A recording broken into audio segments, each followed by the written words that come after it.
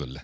بس انت اتكلمت عن فكره مهمه جدا، وهي فكره ان انت قلت لنفسك ان مش معقول ان انا هفضل شخص فاشل، ووصلت لشفت للمايند سيت مهمه جدا من خلال واحد صاحبك وزميلك، لما اكتشفت ساعتها ان هو على فكره الفشل ده او النجاح حتى تكنيك، هي كلها واقفه على تكنيك. It is. عايز اعرف ازاي حصل المايند شيفت ده او الشيفت في المايند سيت.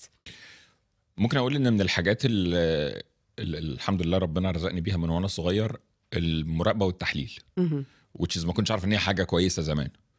ان انا دايما عندي علامه استفهام، ليه؟ هو ليه ده نجح؟ مش ليه ده نجح اللي هو ليه ده نجح وانا لا عامل ايه عشان ينجح؟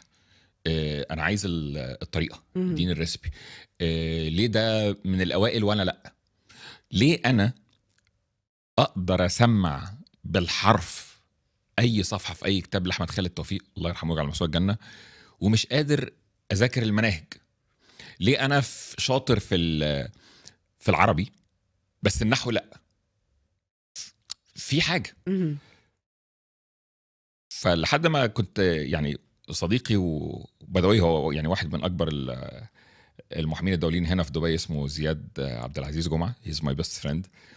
كان وهو بيذاكر اكشلي يعني لسخريه القدر، هو كان صاحبي وطالب عندي، هو اصغر مني بسنتين. فطالب عندي ديت اوفر ستيتمنت، انا كنت بجرب في الدروس. قلت له بقول لك يا زياد انا ناوي ادي دروس ومش هلاقي احسن منك نجرب فيه. فكنت اجي مثلا وهو داخل الامتحان يجي لي الوحي يقول له بص يا زياد بقى سيب المنهج كله، ذاكر السؤال ده اللي جاي في الامتحان. فهو اللي زياد يسيبه هو اللي يجي في الامتحان، واللي انا اقول عليه ما يجيش.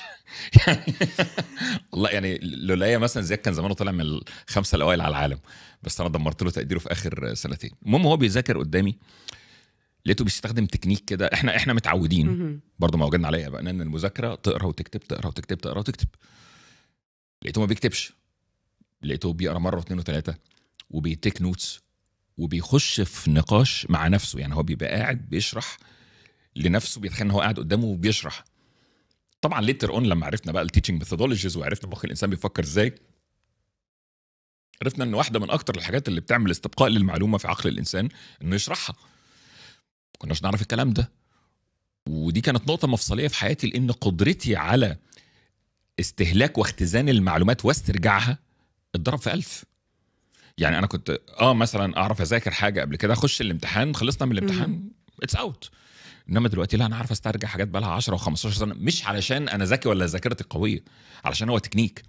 واحنا اتعلمنا زمان في المدرسه انت حاجه من الاثنين، يا شاطر يا خايب، مفيش اوبشن في النص.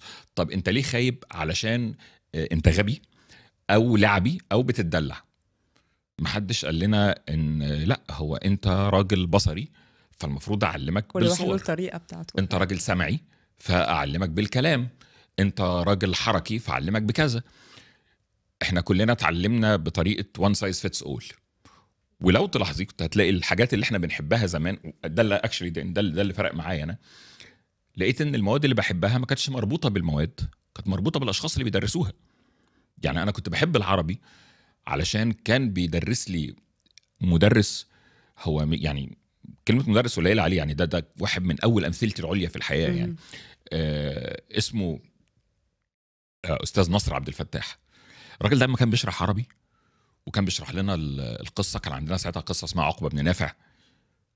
انا فاكر لما كان مستر نصر يبدا يشرح، انا كنت بسمع الخيل بتجري في الفصل، واسمع صليل السيوف واشوف غبار المعركه، وبحس ان الفصل اتشفط من حواليا وبقيت في قلب المعركه. مش محتاج اذاكر، مش محتاج اذاكر اي حاجه الا النحو. نيجي عند النحو الدنيا تضل. بس انت